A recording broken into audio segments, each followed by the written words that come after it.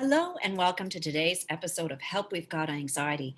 On today's episode, we'll be talking with Dimple Arora, who is going to be talking about our nervous system and how we can take better care of our nervous system in order to eliminate or reduce our anxious thoughts or worries. So please stay tuned.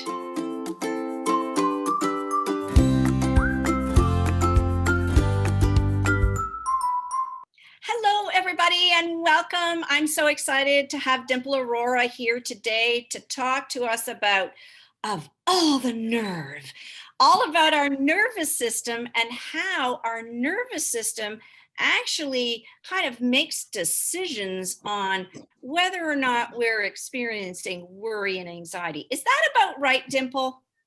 Yes, absolutely.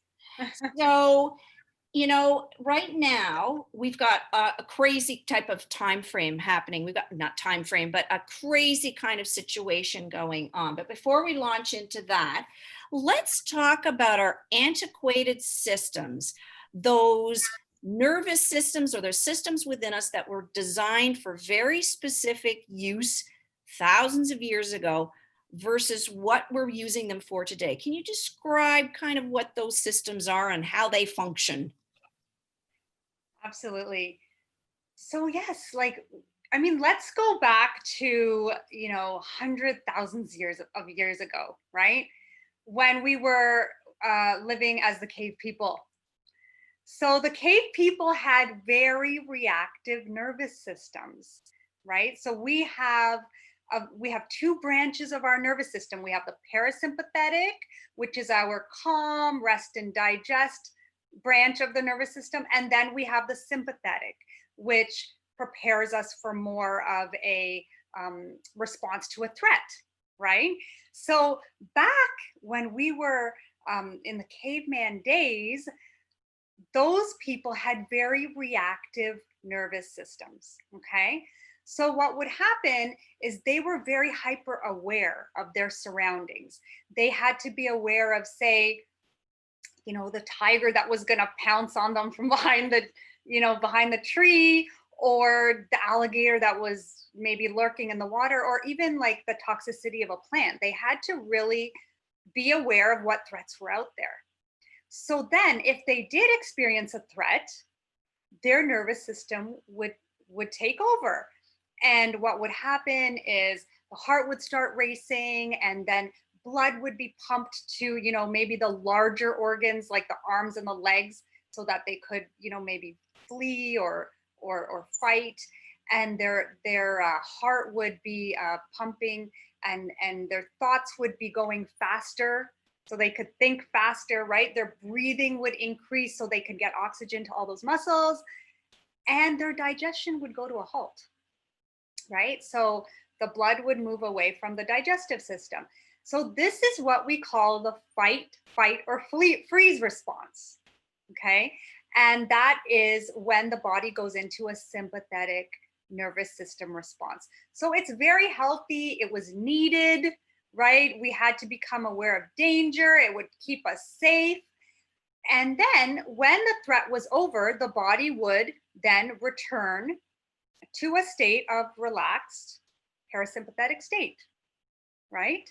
So back then, you would think that this, moment to moment awareness was actually a good thing. And it was. It was.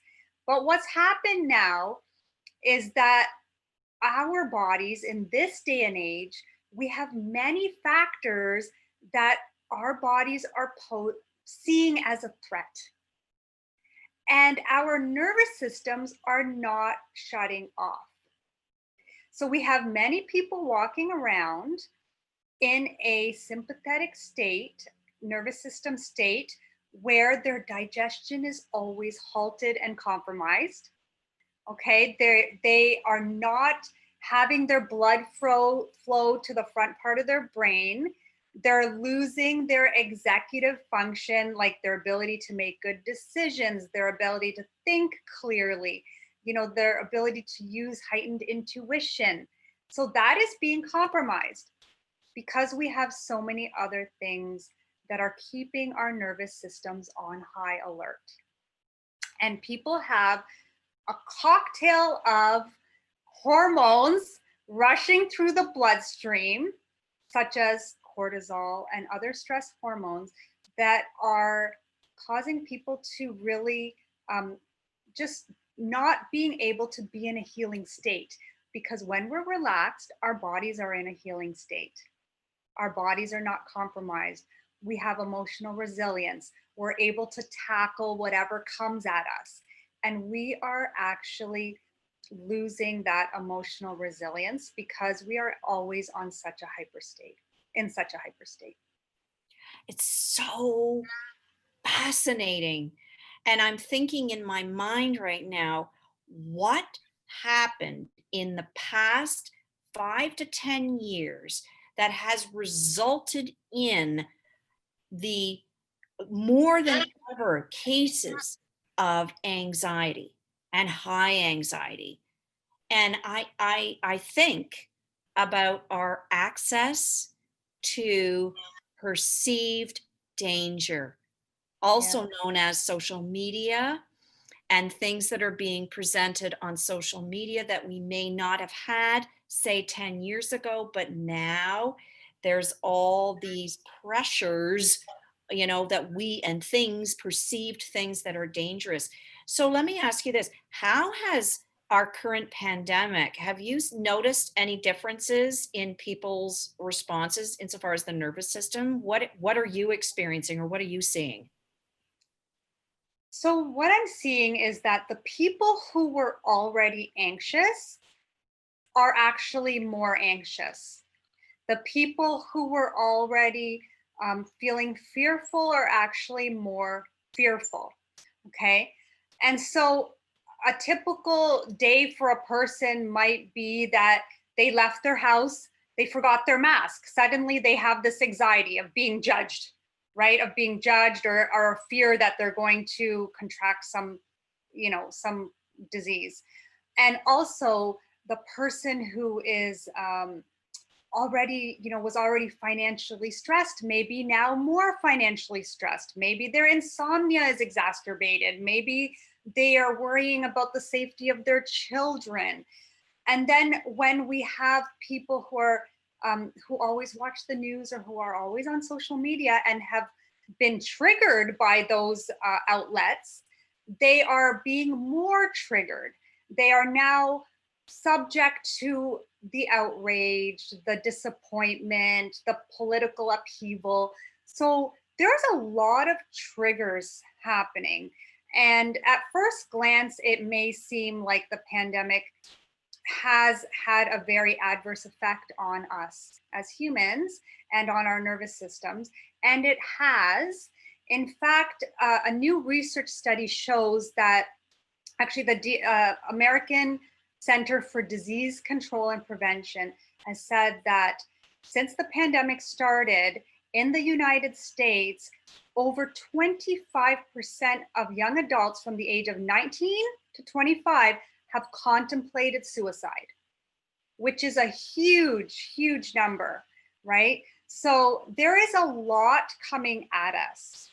On the other hand, there's been an opportunity to reconnect with our family members, with our household, revisit our family life, right? Get more organized. And we also have this mammalian caregiving system that is within us, innate within us, that allows us to want to reach out, connect, stay connected, help each other out, empower each other, care for each other, right? And that has also been activated. That's also been It's activated. so it would seem it's almost like there's two camps. Yes. There's camp, woo, the pandemic has been creative, or whoa, the pandemic has destroyed everything that I know. And I don't know. It's really funny. I tell people all the time, like it just seems to be two groups of people. Some that are sort of riding the wave, and the others that are like sinking. And it's just incredible. So let's talk about how does our nervous system, or maybe that's not right. but I'm thinking, how do we support our nervous system from a physical standpoint, from an emotional standpoint, and from a spiritual standpoint, which I define as sort of that sense of self, those codes of ethics and standards that we create for ourselves that help us stay on the straight and narrow. Okay, yes. So there are definitely ways to support our nervous systems. I mean, the first thing we actually want to do is regulate our nervous system.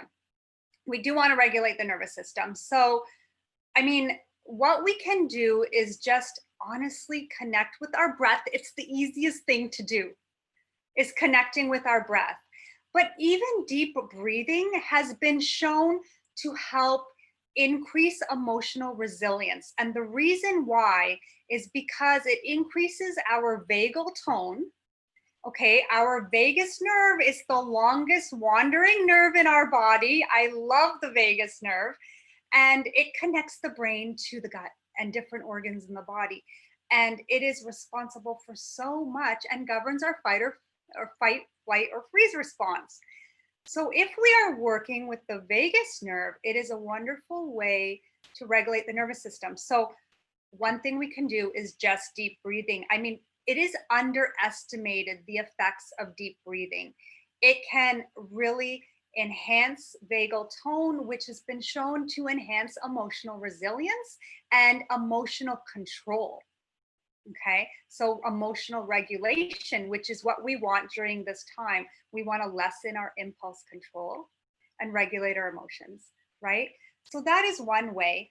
I always say, even things like laughter, like with our kids, hugs, laughter, singing, chanting, humming, all of these things that we naturally do with kids helps to increase our vagal tone and helps us to become more emotionally resilient, believe it or not, which is so fascinating, right?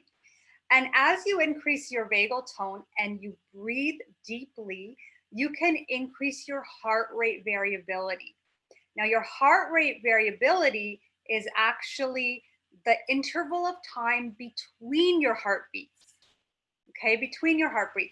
And that has been shown, increased heart rate variability has been shown also to contribute to more emotional control, okay, and better regulating your emotions and more emotional resilience. And so those are amazing ways. I always say stay physically aligned, right? Stay physically aligned through the chiropractor, osteopath. I know some of them were shut down, but even physically through movement, your body will, if it's in a healing state, automatically align itself when you're moving, right? So that moves your lymphatics. We have to pump our lymphatic system, which helps to get all the gunk out of our body. And we have to be the pump. So if we're moving physically every day, that will help us to pump our lymphatic system, and lymphatics, what travels through there, even emotions travel through there. Okay, so we can do that. Now, mentally, there's also a lot we can do. We have to, I think, reframe our idea of what stress is. We have to reframe what stress is, what fear is, and just kind of develop a better mindset about obstacles and what's being thrown at us, right? It's been shown that optimists are shown to have more longevity than pessimists, right? So it does depend on your outlook on life. Your outlook on life. Are you more optimistic? Are you more pessimistic? What is the emotional style of a person is also going to affect the way that they're mentally reacting, right? So just choosing more empowering thoughts will help us to choose more empowering language. And then we will model that communication in front of our children, right? So that is something that simple, but it's not simple because we have to watch our words and we have to watch our language, right? Because our children are listening. They don't even so much listen to what what we're saying to them directly, but they're listening to us from the peripheral, right? And they're watching our every move. If we're stressed, they will be stressed. We're fearful, they will be fearful.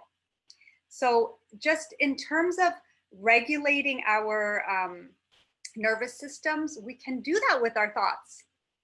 And it sounds so simplified, but it's an immaculate way to change your life and to change the physiological response in your body, right? And then spiritually, of course, we have the things like meditation, and we have yoga, and we have different physical mind body techniques, right? And my favorite technique, to be honest, is EFT, which is emotional freedom technique. And it's also known as tapping. So it's a therapeutic, evidence based mind body therapy that you can use to help move emotions through the body. So it works with the meridian system, which is like kind of like Chinese acupuncture, but you use your fingertips to tap different parts of the body to help balance energies in your body, to help balance. So it's evidence-based. It's been shown to reduce symptoms of anxiety, reduce symptoms of depression, reduce symptoms of pain, reduce symptoms of post-traumatic stress, even in war veterans. It's really effective. The most recent study on EFT shows that they did a group study. 1 hour of tapping as a group lowered salivary cortisol by 43%.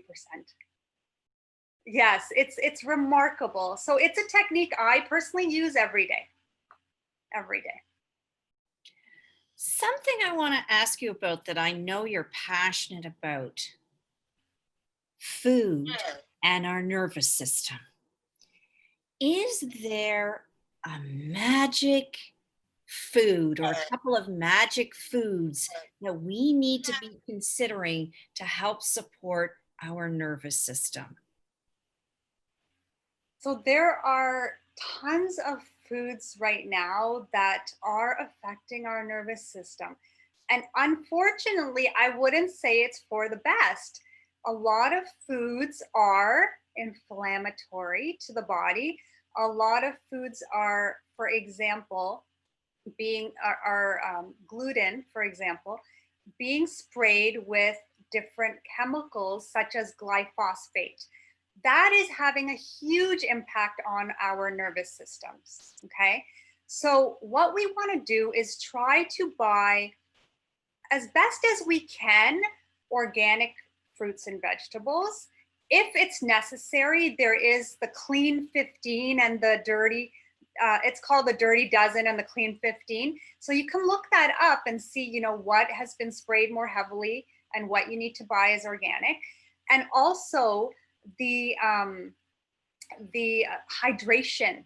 The hydration and the water we're drinking is actually the most important, even before the food, because we want to be able to be hydrating with clean water, preferably reverse osmosis water, so that our bodies are functioning better and that we are able to improve our immunity, detox better, and just be able to digest our foods. We need proper hydration to have the hydrochloric acid to be able to be produced in our guts to be able to digest our food.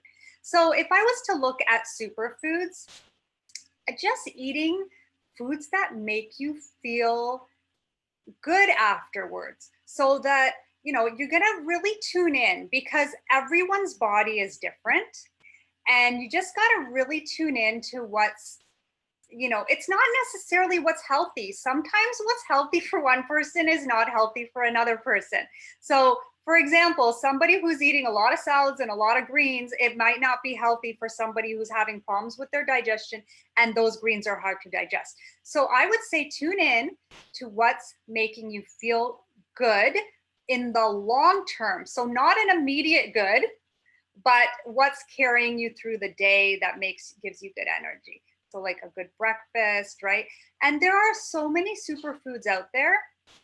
I wouldn't rush to buy them. I would just try to eat a balanced, healthy diet with your normal whole foods, something that doesn't have very many ingredients in there. That's why we all should be cooking. Isn't that right? You know what, Dimple? I have a million more questions. I want you to come back on this show because I want us to talk about my favorite thing in the whole wide world, the vagus nerve. And at the conclusion of this interview, I'm going to do a little intro to the vagus nerve and some things that people can do to help improve that nerve. So thank you so much for coming on Help We've Got Anxiety. I'm just so thrilled that you were here to join us today. You're just a wealth of information. Thank you so much. Thank you, Laurel. I had a great time. Thank you. Dimple gave us some great tips and some great ideas on things we can do to support our nervous system. One of the things that I'm really interested in is the tapping.